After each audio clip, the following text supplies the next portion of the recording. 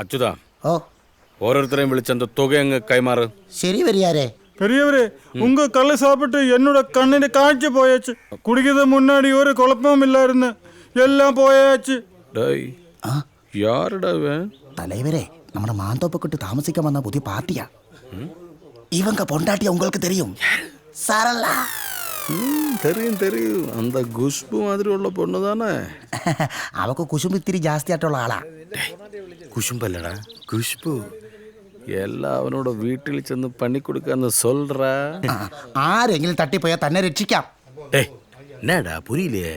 കണ്ണ് ദാനം ചെയ്യാൻ ആരെങ്കിലും വേണ്ട മുതലാളി. നമ്മുടെ കണ്ണ് ഇപ്പൊ നമുക്ക് തുറന്നു കൊടുക്കാൻ പറ്റുമോ? ഇനി ഇപ്പൊ മുതലാളിക്ക് സമ്മതമാണെങ്കിൽ മുതലാളി അങ്ങോട്ട് തുറന്നു കൊടുക്ക്. அப்படி ஒன்னும் சொல்லக்கூடாடா. இந்த கண்ணு தான் எனக்கு முதல். இதும் போயாலும் அடேங்கப்பா, எனக்கு யோசிக்க முடியாதுடா.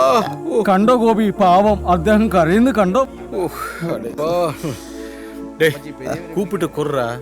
ശരി പെരിയവരെ. പുതുശ്ശേരിക്കാവ് ഇ കെ പ്രഭാകരന്റെ ഭാര്യ വനജ. ചെല്ല് മോളെ, ചെല്ല്.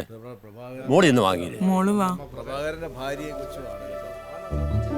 அடேங்கப்பா, அடிச்சுட்டானே, ஃபர்ஸ்ட் பிரைஸ். வாம்மா வா. வாம்மா. அழகான பொண்ணோட லைஃப் இந்த மாதிரி ஆயலோ கடவுளை, என்னால தாங்க முடியாது. டேய் குடுறா. அம்மா செல்லம், பேர் என்ன? ശരണ്യ. அப்படியா? பார்த்தா படிச்ச பொண்ணு மாதிரி. என்ன ஹெல்ப் வேணுங்கிலும் என்னோட கேளுங்க.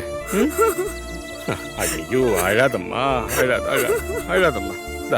இத பிடிக்க.